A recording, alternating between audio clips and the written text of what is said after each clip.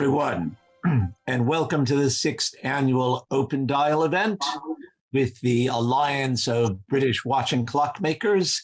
And our guest for today is Bryan Leech, the founder of Sidereus Watches, coming all the way to us from County Carlow in Ireland. And also, before we begin, a big shout out, a big thank you to our sponsor, A Collected Man, very sophisticated website. Go and have a look at it by all means. And hello, Bryan, there in Ireland. Good evening, and greetings from the Emerald Isle. And a lovely place it is. So, Bryan, you're unusual, certainly, for two reasons. First of all, you're a watchmaking brand in Ireland. There aren't many of you. And also, you're based on a very ancient Irish timekeeper. So why don't you tell us a bit about both of those, how those came about, how you came to be making watches in Ireland? Well, I think one of the videos will describe just the journey of Sidereus and how the whole concept behind Sidereus came to be. But Ireland is not unique in that we have marked time for millennia.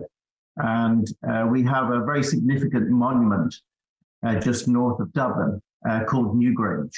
And as an Irishman, I felt it was important, as someone with an interest in watches, to celebrate the marking of time in Ireland for over 5,000 years.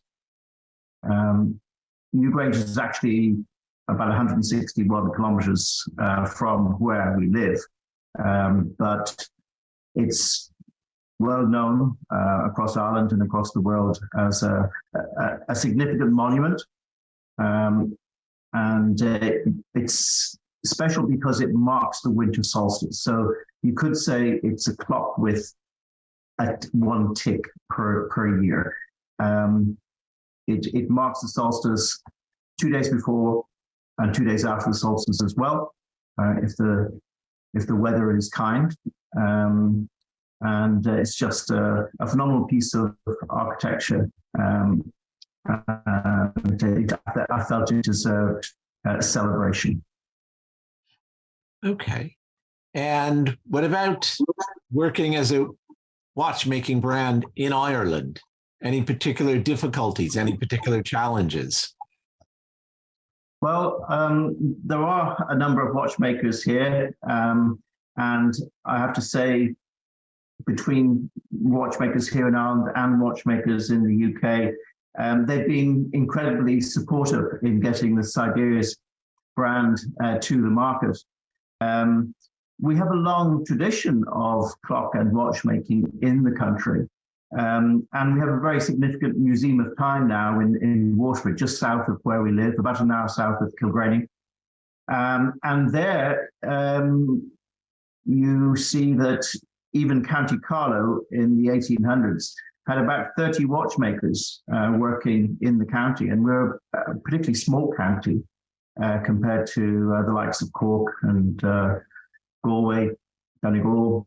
But every county seemed to have a watchmaker in the 1800s and even earlier. And some of the examples they have in the museum are just absolutely spectacular, both long case clocks and pocket watches, not so much wrist watches, because they came a little later.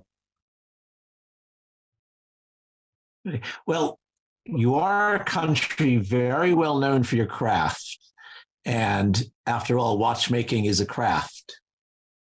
But you're a designer originally, yes. I believe. And so you are, in fact, designing the watches that Sidereus is subsequently making. That's correct. Yeah, we design them in-house. I'm fairly proficient with three-dimensional solid modeling. And,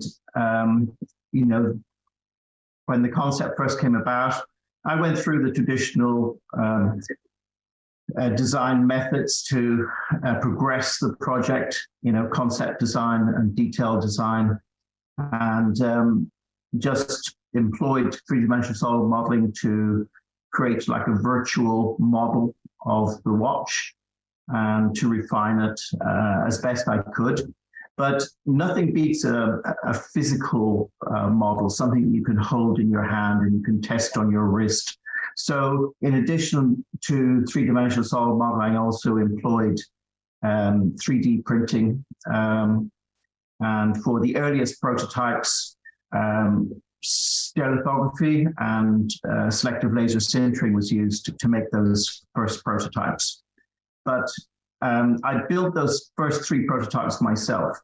I didn't engage or employ the services of a watchmaker. And I did my best, and they're still, well, 2 of them are still intact. One needs to be rebuilt. Yeah, it was a fun journey, and I think my experience as a designer helped me a great deal. The thing about design is once you are familiar with design methods, you can turn your hand to designing pretty much anything.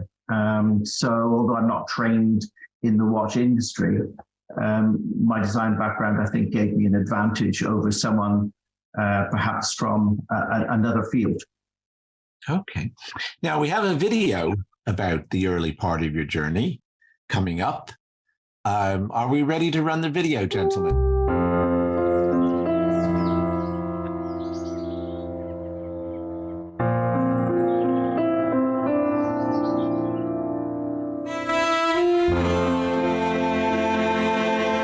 I think you'll find that throughout our conversations that a lot of things happen in my life that are accidental, but they turn out to have happy endings, I think.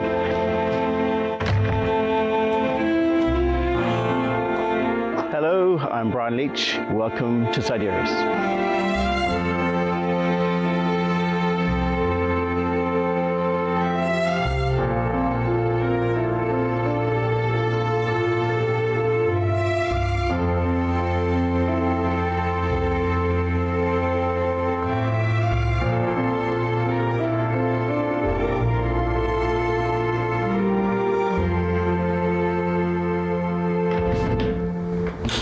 So the journey to Sidereus. Well, I'm trained as a product designer. I'm a graduate of the Central School of Art and Design in London, and I joined the National Design Agency Kilkenny Design Workshops in 1981 and worked there as a staff designer for many years. And it was a wonderful time to be a product designer in Ireland, in that we had an opportunity of working with so many multinational companies that were based here. We worked with people like Apple Computers, Wang, Lakelanders and Gear, Ericsson. After some time, I elected to work overseas. I had an opportunity to work in the Philippines, and it seemed like a bit of a jolt to leave a good job in Ireland to work abroad. But in hindsight, it was one of the best decisions I ever made. So when I was working on the overseas projects, I would spend a number of months away from home, and at the end of the project, I would be back in Ireland, and it was a good life. We could relax, and it was around that time when we were living in Dublin, we decided that it might be nice to have a property in the country, and it was supposed to be a weekend cottage, and we spent about 2 years looking for somewhere to live. And our brief changed. It became obvious that we wanted a property that would work for us. In truth, when we found this property, it's a property that we work for it. When I moved here, I was invited to do some part-time work for a local design school. In a way, through the lecturing, I retrained, and I became fairly proficient with programs like SolidWorks and later on with KeyShot for renderings. So I kept up my design skills even though I'd gone on to do other things. So back in 2012, I was flicking through a copy of Car magazine, and there was a small photograph of a Schofield signalman designed by Giles Ellis. And I was very taken with the monolithic design of the watch, and it's kind of like sparked an interest. I had no intention of buying a watch at that particular point in time in my life, but just something said to me, you must have this watch. So the conversations began, and I phoned Giles, and we spoke for a while, and I was pretty sure this is the watch I wanted to buy. On reflection, I didn't buy a watch. I found a friend. Giles has been very inspirational to the development of Sidereus. I had the pleasure of receiving my signalman, and even before that, little goodies to welcome me to the Schofield Club. And it's perhaps the best retail experience of my life.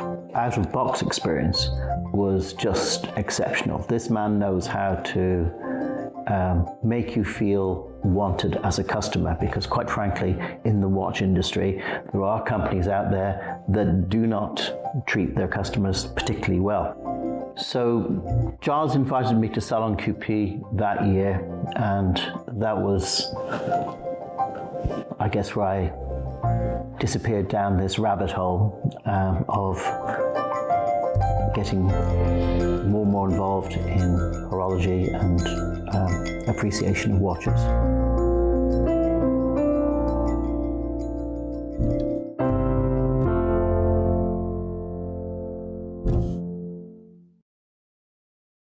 Well, thank you for that. That was most interesting, Bryan. Now, we've already had some questions coming in from our audience, and the first one I have partially answered in the video, but it's, when did you first become interested in watches? Was there any time before you saw that ad in that magazine you had an interest in timepieces?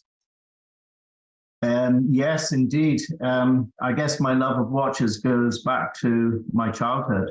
My first watch, I think I received from my either 7th or 8th birthday. And it was just a plain glycine boy's watch. But I guess the second watch I received is perhaps one of the most significant watches in my life, in that it was a gift from my father on my first day at boarding school back in September 1969. And sadly, my father passed away the following April. So it's that single item that reconnects me to my father. And it's a watch that it traveled all around the world with me whenever I worked overseas. And unfortunately, I damaged it when we bought the property here at Kilgrave, and it stayed in a drawer for many years. And I guess one of the fortunate effects of lockdown was that I took the watch out and decided that I was going to restore and repair it. And I have to say, it was a very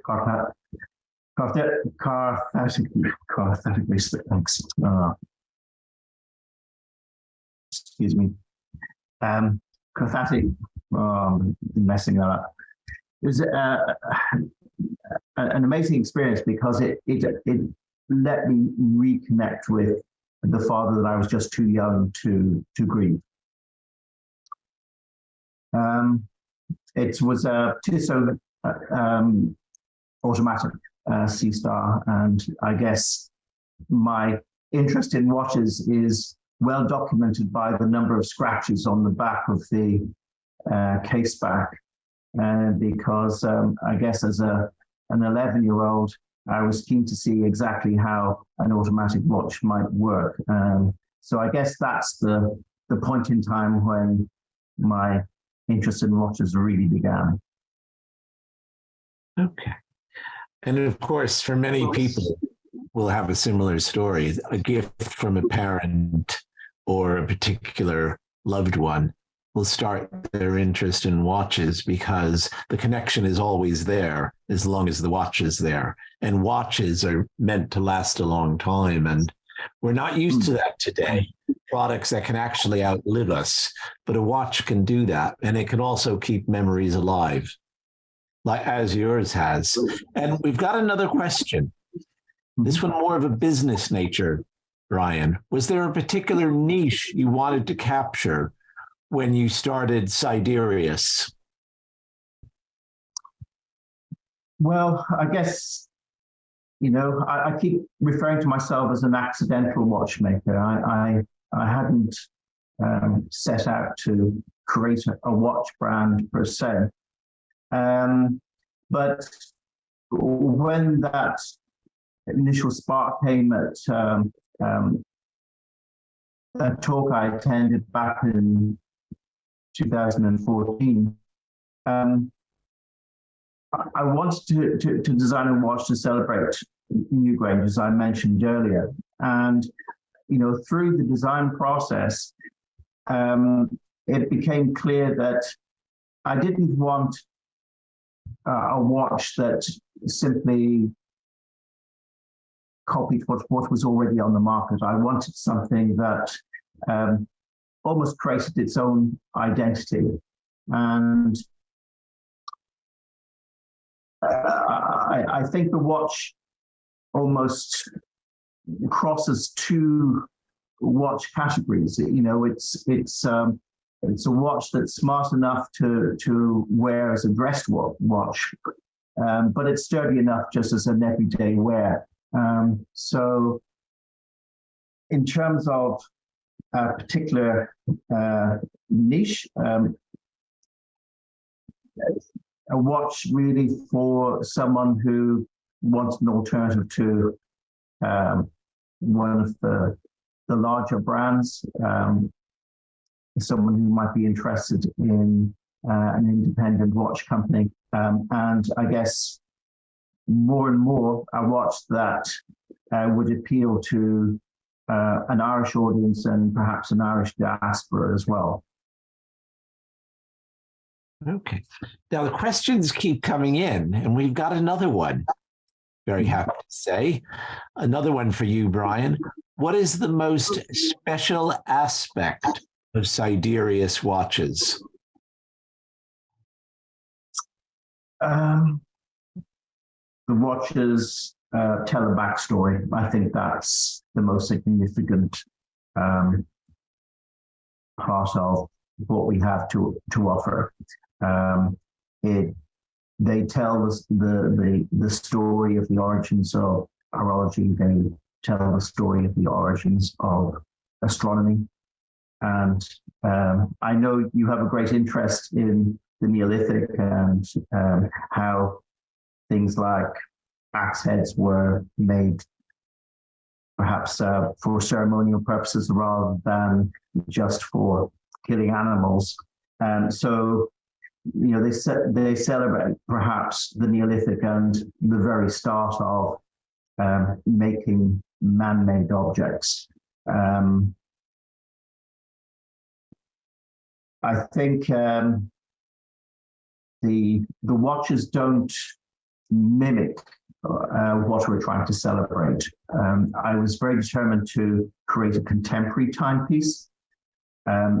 It wasn't never to be a facsimile of one of the monuments that we find in Bóinne. The watch had to stand on its own merits. And I think through both the form factor and also how the watch is constructed, I think the watches themselves have a unique character. I don't know of any other watches that provide a ground line for the setting of the form factor in the way that I have done. And I think the form sits very nicely on the hand, on the wrist, whilst it might be considered a large watch at 44 millimeters in diameter. It wears much less, and much of that is down to the softening and the raising of the case back. So I think the watches stand on their own merit, essentially. Well, they do, I'm sure. Now, in a few minutes, we have another video, but one more question before we do that. For you, Bryan, and that's, do you think your job experience, your work experience outside of the watch industry helped you to be a somewhat rebellious watch designer, a somewhat out of the ordinary, doing unusual things watch designer? Well, I think I've been perhaps quite conservative in what I've put forward for production myself.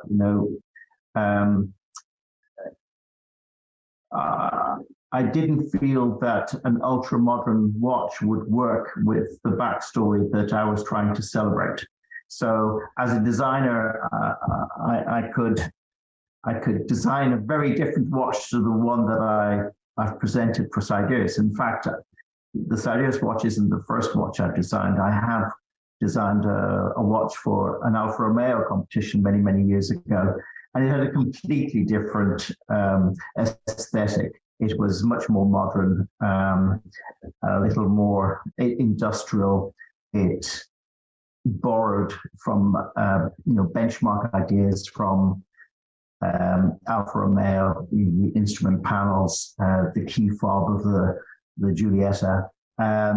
So yeah, I think as a designer, you can manipulate form to tell a story, to appeal to a particular audience or a particular persona. You can give a watch, a very ultra-modern look if that's what you set out to do. And I'm sure if I was given a brief to do that, I would embrace it with just as much interest as I have with my own watches. And if I was asked to design a very traditional watch, well, I'd welcome that opportunity as well. So I've designed the Sidereus watch to tell the particular story that I've set out to Okay. And we've got another video which will elucidate some of what you said. So let's go to the video.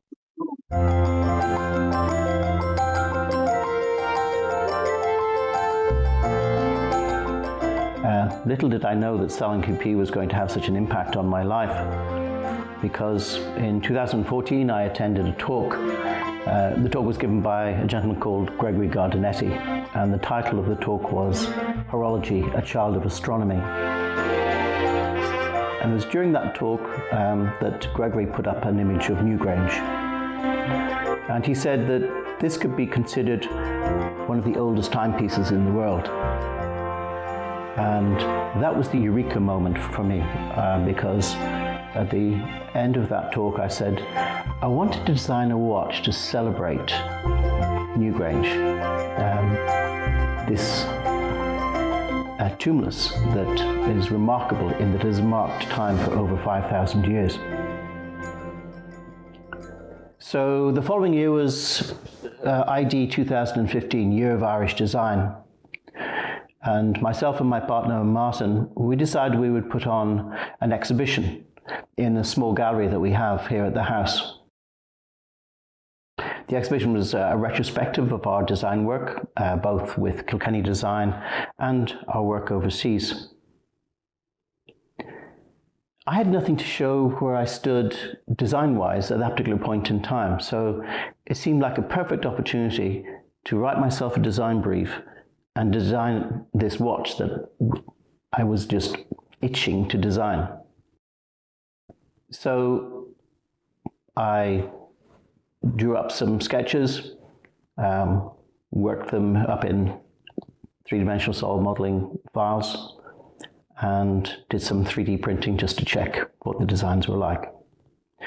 And as my confidence grew in the design, I employed the services of University College Dublin to help me with some of the prototyping. So in 2015, I built 3 prototypes, and we presented them at Timelines, the exhibition that we put on here at Kilgrenny. That was where this particular project should have ended.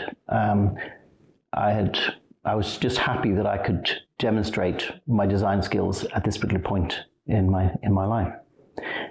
And Giles from Schofield had come over to present to a conference at the college where I lecture. And he saw the exhibition, and when he saw the watches, he said, "Bryan, you should really consider putting these watches into production." And that's where a second seed was sown. I had no intention of ever becoming a watchmaker. I was content with where I found myself at that particular point in time. But I guess on reflection, I went, well, maybe Giles has a point. And I guess the rest, they say, is history. It took a little time to get the watch ready for production. There were lots of stops and starts. There were lots of mistakes along the way. So it's been a huge learning curve for myself, and I wouldn't have got this far without the help and support of so many friends within the watch industry. So if we head back to 2015, these are 2 of the 3 prototypes that I built back then. When I look at them now, I'm not as happy with them as I was at that particular point in time. There's been a lot of development since then. The proportion of the watch has changed. You know, the basic concept hasn't changed at all. The form factor hasn't changed that much. The detailing of the lugs, they all remain. But it's the back of the watch, for example, where a lot of the additional design work appears. And a lot of that was driven by feedback received from other watchmakers. I haven't trained as a watch designer, so I had a lot to learn. And it was great taking some of the comments and seeing how they impacted on the final design. I was determined to get 2 movements into the watches, a moon phase and also a date time. And that presented a certain amount of design challenges for the production models. And I guess some of the detailing of the dials on the production pieces are a result of that. In terms of the initial prototypes, I did want to capture the side profile of Newgrange in the form of the watch. And to do that, I elected to have a 2-part case rather than a 3-part case.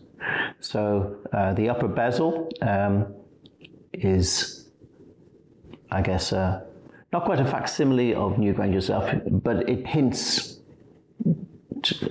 sufficiently to the side elevation of Newgrange. The lugs, you'll probably notice, appear quite low. Well, that was a deliberate decision to keep a ground line below the bezel. And that means that the form of Newgrange should be a little more obvious to the observer. Newgrange, although it's considered the oldest working timepiece in the world, it could be considered the oldest quartz timepiece in the world, because the exterior is covered in these quartz stones that were brought in from County Wicklow, about 50 kilometers south of the monument. So the Neolithic, they were very determined to create a striking piece at Bóinne. This particular prototype was my attempt to emulate the quartz coating on Newgrange. And in my naivety, I designed it as a ceramic watch, a ceramic and bronze watch. Clearly for an independent watchmaker, for a first-time watch, the funding required to put that in production was just beyond my financial means. So that's not going to go into production. Not yet, anyway.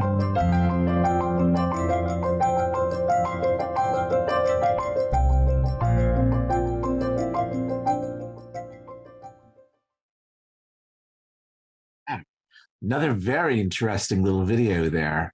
Thank you for sharing all that information with us, Bryan. But I'm very curious about one thing. What are you wearing?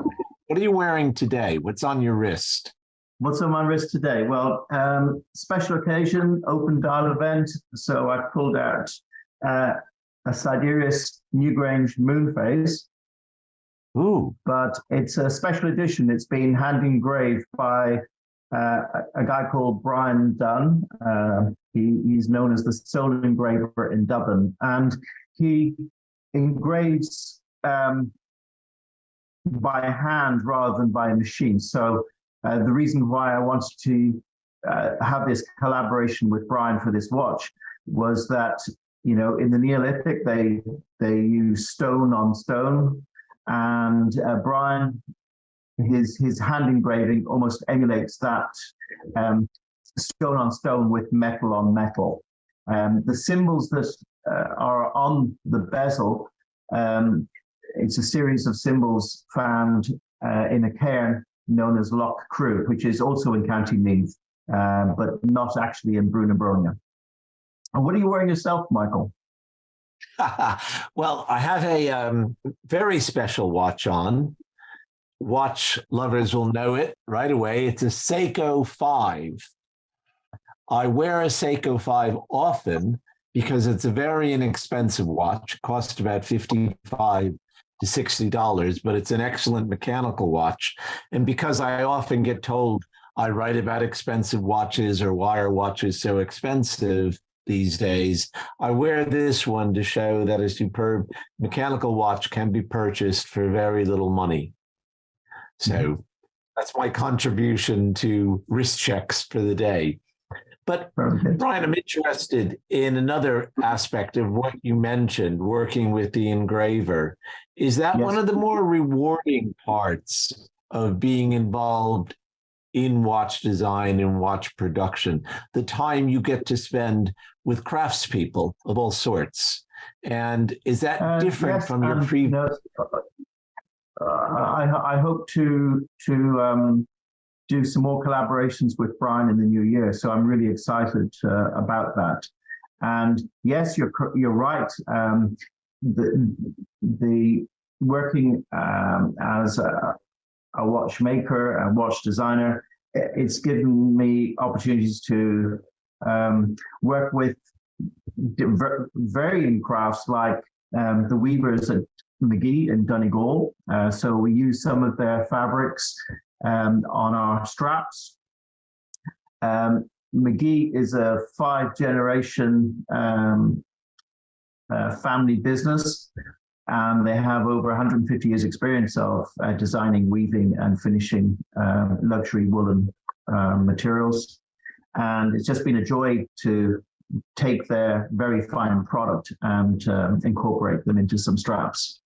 The other craftsperson that I have really enjoyed working with is a gentleman called Philip Hettier, and he's a cabinet maker, but he's the gentleman responsible for machining our presentation case. And for our presentation case, we use Ireland's national tree, the oak. So we take blanks of oak, and each presentation box is made from the same block of wood. So when the lid and the base go together, the end grain is matched. And Philip has just done amazing work to assist me in making a presentation case that we're really proud of. The other, the other thing about watchmaking is when you meet watchmakers, they themselves are incredible craftspeople, and the talent that they and the experience that they bring to our business is invaluable. And I'd love to be trained as a watchmaker. I guess if I was to start my life all over again, it would be a career that I would seriously consider. And recently I went on a watch repair course, and it was just fascinating being able to replace bushes and have time on a watchmaker's lathe and make parts by hand. It was one of the best weekends I've had for a very long time. It was fascinating. It's interesting you should say that, because I've known very many watchmakers, and for the most part, they tend to be very happy people, very contented. And I think it's because they love what they do. And because when you do that kind of handwork every day, there's a tiny triumph in your life that something worked. So yes, they tend to be very contented people. But we have another video, one more to view. So let's please roll the video. So earlier we looked at some of the original prototypes, and to take the watches into production, there was yet another set of prototypes. Let me just show you some of the design changes we made to those watches. So here we have Newgrange moonphase watch. It's kept a lot of the concept of the original prototypes, but with a number of important changes. The most striking change is the change in the diameter of the exhibition crystal. Not only is it larger diameter, it's also slightly domed. And this gives the watch a more pebble-like character. By increasing the size of the exhibition window, it gave me an opportunity to make a feature of the movement holder. So in addition to the movement, you're seeing a stainless steel ring, and it allows me to not only brand the watch at the back, but also to put in a little optimistic phrase. So on all of the Newgrange watches, the optimistic phrase is "towards longer days and shorter shadows." You see, we Irish, we like to talk about the weather, but even more so, we like to talk about the length of the day. And as we go into the autumn, a conversation, once they've spoken about the weather, will usually turn to just how the evenings are drawing in. And it's something innate, it's something in our character. We can't help ourselves. And once we get past the winter solstice, our conversations change. The greeting is, "Oh, there's a grand stretch to the evening." And winter solstice is the changing point in that conversation. And it's that change in the sidereal year that Newgrange marks. It marks the winter solstice at sunrise. So that's, I hope, reflected in the optimistic phrase in the back of the watch. We're looking forward to longer, warmer days ahead. And I think it's something nice about carrying an optimistic phrase on your wrist. I also wanted the watches to be limited edition, so I've designed an area on the back of the watch that holds the limited edition number. So this is engraved into every watch case back.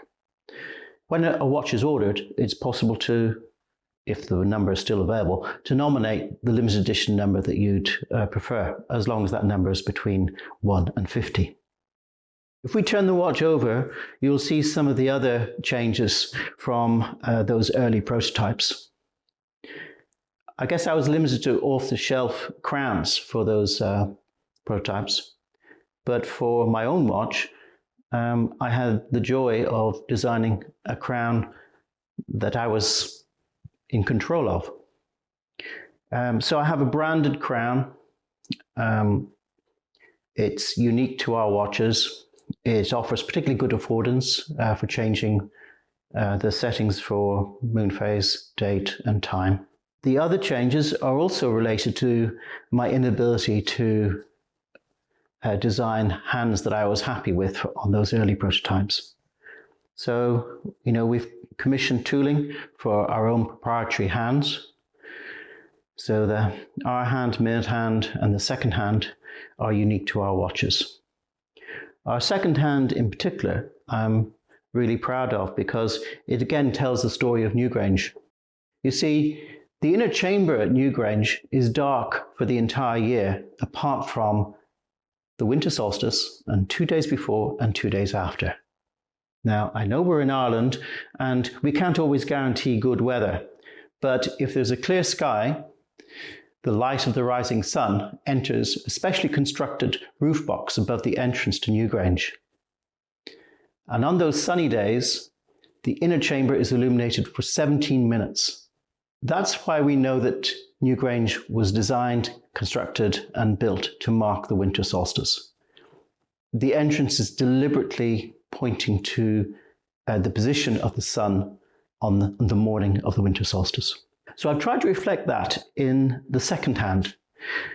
This splash of orange on the second hand is to represent the golden light that enters through the passage and eventually illuminates the inner chamber. The inner chamber is a really amazing space. It's almost circular and it has 3 recesses. And it's within these recesses that the cremated remains of our ancestors were laid to rest. But it's those 3 recesses that I wanted to incorporate on the second hand. So on the counterpoise of the second hand, there's this kind of like cruciform detail. And that's to represent those 3 recesses. As I said, the light only remains in the chamber for about 17 minutes. It moves in very slowly and then retracts really, really slowly. And there's, when you watch a video of it, there's just this amazing amber glow. It would be a wonderful thing to experience. For now, I just have to put up with having one on my watch. We weren't content with just taking a standard movement from our suppliers in Salita. So on the front of the moon phase, we have our own moon phase disc. And the changes we've asked for relate to the color of the particular color blue that we've used on the moon phase disc, but also the stars. The stars, in fact, are our Sidereus logo repeated in different sizes to represent the night sky. So there are a number of changes to the movement on the back as well. We've asked for our logo to be machined out of the center plate, and our name is etched on the arc on the other side. And also we've moved the text further outboard onto the rotor body. So the watch we're looking at here is the Newgrange moon phase in a combination brushed and polished finish. We have 6 models in our inaugural collection, 3 variants and 4 finishes.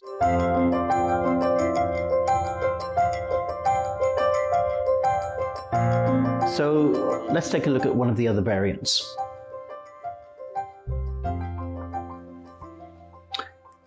So here's the Nouth model. It's a date time. The most distinguishing feature is the finish. So it's also a stainless steel watch, but it's got this iron-plated grey finish. And it's like a warm grey, so it's to emulate some of the coloration of the grey wacky stone that's been used for the curbstones around the monument at Nouth. We speak about Newgrange as being the origins of horology, or at least I do. That's what I like to promote. And Nouth could be considered the origins of astronomy. The curbstones that surround the main tumulus at Nouth, and I say main tumulus because there's about 18 satellite tumuli as well. We don't have a Rosetta Stone. We can't translate what's on these stones. We can only imagine what the Neolithic people were thinking. And they've come around to thinking that what we have at Knowth are the earliest attempts at recording lunar cycles and lunar calendars. And there's evidence also of the first use of sundialing in the country. The phrase on the back of this watch isn't quite so optimistic, but it could be considered a little romantic. It's a play on an American poem, "You are my sun, you are my moon, and a sky full of stars." So I've borrowed that, and that's what I've incorporated into the movement holder on this particular model. The sun, the moon, and a sky full of stars. So it could be a romantic gesture to someone you love, or in my case, I'm just honoring the origins of astronomy that we find at Knowth. The third variant is Dowth. Now, Dowth is not so well known. It's the poor relation of the three tumuli that we find at Bóinne. Dowth, in fact, is the oldest of the three main monuments at Bóinne. And in fact, more recently, they found a fourth one which predates Dowth. You'll notice that the treatment of the stainless steel case is this iron-plated black. That's because Dowth is known as the dark place. Dubha is black in Irish, and Dowth is a variant on Dubha. Like Newgrange, Dowth records or marks the winter solstice, but it does so at sunset. So mid-afternoon, one of the chambers, because Dowth has two chambers, one of the chambers is illuminated by the setting sun. So again, one of the oldest, if not the oldest, working timepieces in the world.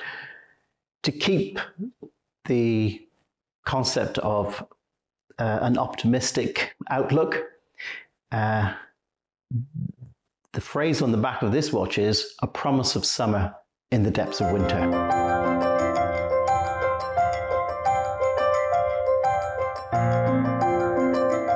My favorite definition of design is the transformation of something that's abstract into something tangible. And in many ways, it's in making things that makes us human. So it was just a personal journey to create the first three prototypes. And to take the concept into production, I really had to rework the concept. But in doing so, I felt it was important to maintain much of what I had presented in those first concepts. I wanted to be true to the concept of the watch. I wanted to celebrate Newgrange. I wanted to celebrate the marking of time in Ireland for over 5,000 years.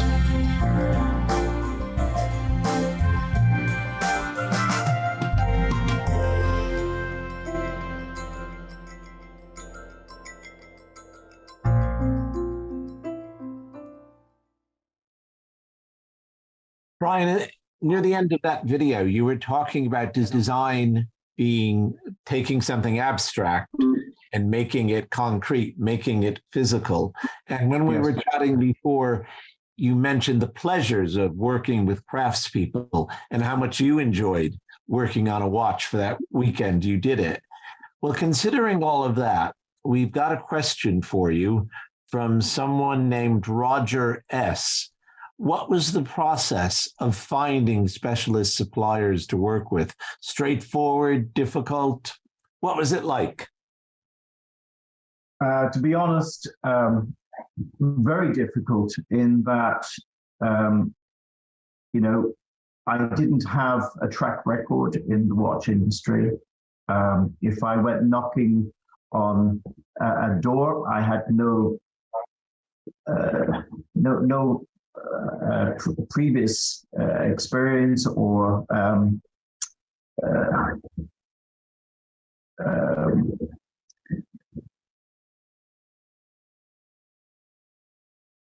no track record of working with these people. And I guess part of my journey was made much simpler through my watchmaker, because it was only then that the possibility of taking this watch to production became possible. I had looked at various movements, but I hadn't actually fixed on a particular manufacturer. And what I did initially was employ the services of the watchmaker on a consultancy basis just to help me get the watch into production. And that opened doors for me that previously had remained closed. But even when those doors opened, the process wasn't particularly smooth. The working with Solita was difficult enough, and there were some days it felt like I was trying to get blood out of a stone. I just wanted a simple answer to a simple question, and the information didn't flow that freely. And okay, maybe my quantities were lower than they would like to work with, but I persisted, and in the end we got there. We ended up with a movement that's unique to us, a movement with a moon phase disc that has a scattering of our logo as the stars, and a little bit of re-detailing on the rotor. With regard to the case, that was problematic too, and I had to go through and put out drawings to a number of potential suppliers, and most of them came back saying they couldn't possibly make it. And again, my watchmaker found the contact that was the first person who said, "Yep, I can do that," and happy days. We built up a great relationship, and he refined my designs even further for production. But I think starting out with no experience in the industry, it was particularly problematic, and it was just through the encouragement and the knowledge and the insider knowledge of the people that I met that made the whole journey possible. And I think if I was starting the project again, I would probably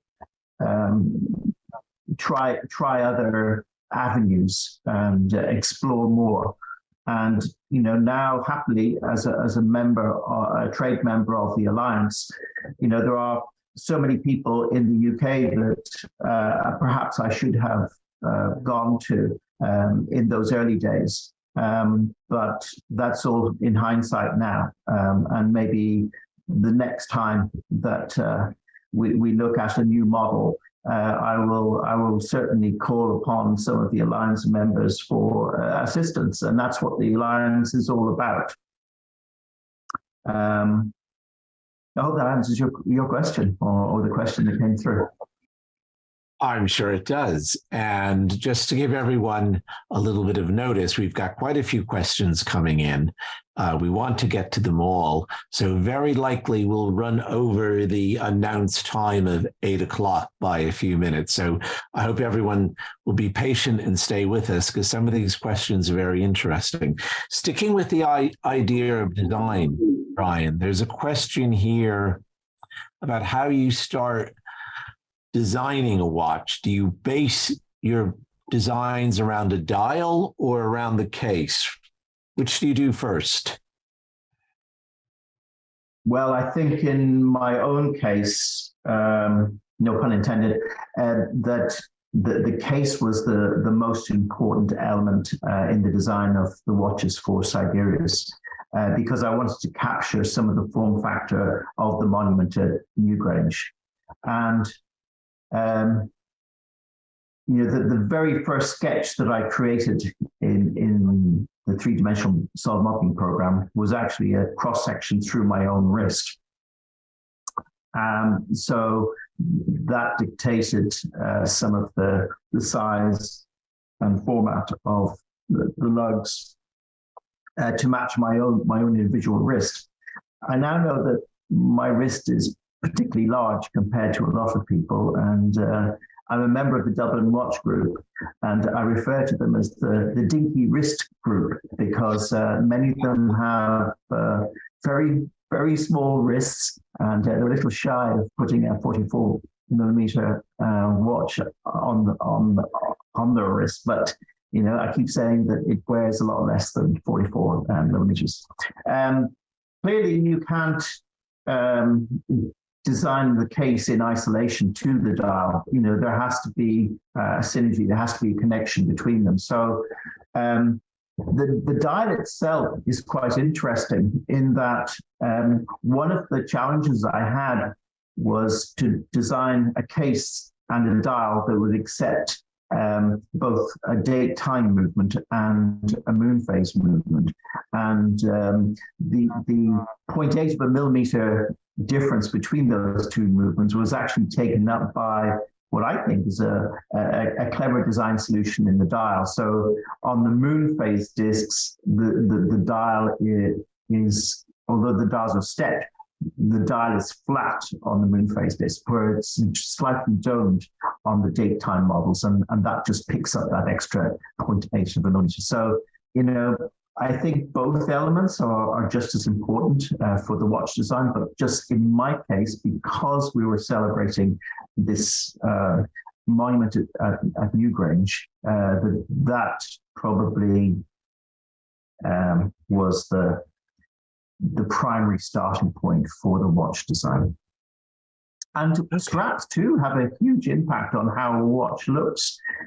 We made some watches up quite recently, and it wasn't until I put the straps with the watches that they really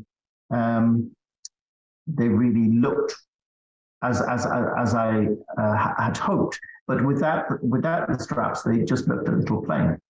So everything has to be considered. Even the pin buckle. The pin buckle is unique to us. We weren't content with an off-the-shelf pin buckle.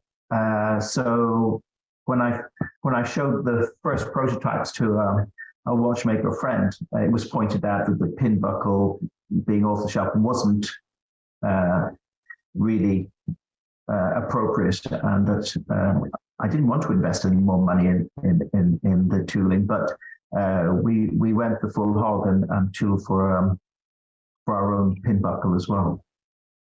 Okay. So all elements are need to be considered. Everything has to be considered. Okay. And there's another question about the dial has come in. What is the significance of the orange minute markers at 11 and 19? Okay, so our watches celebrate the marking of the sidereal year. So it's just a little hint towards the changing position of the sun on the horizon as we go through the sidereal year. It doesn't mark necessarily the extremes. It's just a little indication that we should be conscious of the changing position of the sun on our horizon as we go through the year. And many people, you know, they live in urban environments and they don't get to see the change of the season in the way that, you know, we're very blessed here that we look out onto the Barrow Valley and, you know, I can track the position of the sun at sunset every day. And that's something I do. I look for the position of the sun each day at sunset. And that's what I just brought those little two orange ticks into the watch dial. Okay. And I'll combine two questions here, Bryan. Who is the typical collector of Sidereus watches, if you have a typical collector yet? And what are your ambitions for the business for the future? And then we've got one more question after that.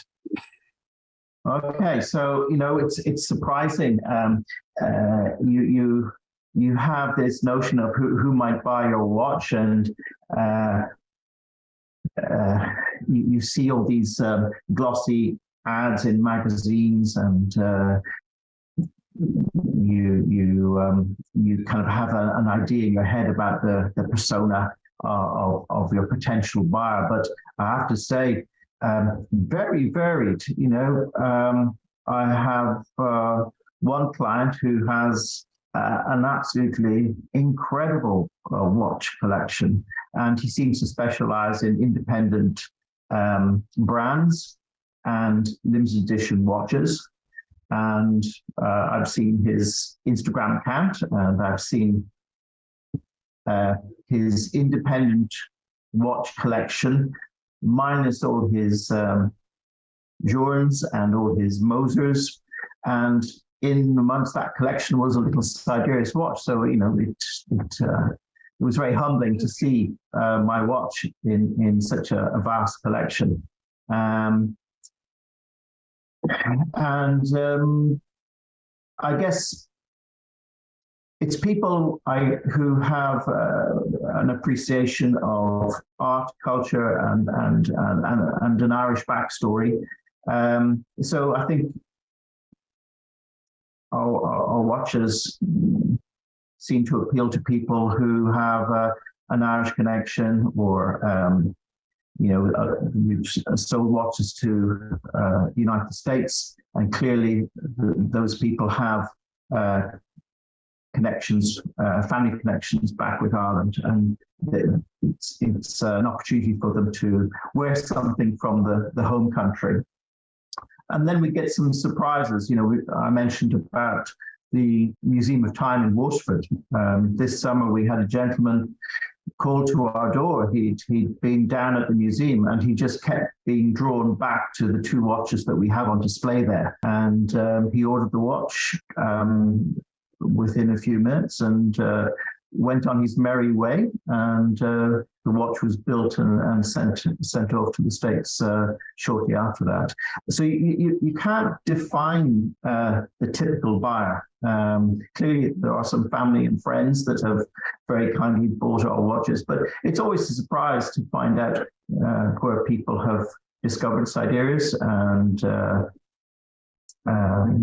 I think once they come and see the watches for themselves, we have a small showroom here, or gallery, I should say, at Kilgraney, and you can try on the watches. And I think once you have them on the hand and you get to read or hear about the backstory, if there's a connection there, I think it's a connection that's lasting, and I think that's the appeal, and that's what's common across our buyers. Okay, now we only have about 2 minutes left, Bryan. So, big question. If you could have dinner with any great watchmaker, who would it be? Now, I was at a watch launch recently, and someone has asked what was their favorite watch in the collection, and the reply back, well, that's a bit like asking who's your favorite child. So I would have to be careful on this one, but happily, earlier this year, we had a Festival of Time in Waterford, and we had the most amazing collection of independent watchmakers, and I had the privilege of attending a dinner with them. So I have to say, at the Festival of Time, I was really taken by a gentleman called Paul Gerber. And most people probably have never heard of Paul Gerber, but, he's probably the grandfather of independent watchmakers in Switzerland. And he's the survivor of the quartz crisis, and he's just kept on doing amazing work. He also does a finishing course, and it's one of the things on my bucket list. I really want to spend some time with this gentleman and learn a little more about watchmaking and the finishing of watches. So I would hope that I would get to spend some time with him and hopefully share some good food with them too, and maybe some wine as well. And I'm sure he would approve of that. All right. It only remains for me to say thank you to everyone who's watching. Thank you to Bryan Leech from Sidereus Watches. And thank you to our sponsors, A Collected Man. And the next Open Dial event will be dedicated to the collaboration of a watch made between two founding members of the Alliance. We'll be talking to Mike Francis, founder of Christopher Ward, and Nicholas Bowman Scargill, founder of Fears Watches. Both sterling gentlemen. It's bound to be very interesting. And you'll see announcements on this on all of the Alliance's social media. So once again, thank you all for attending. And that's it. Goodbye and good night, or good afternoon, depending on where you are.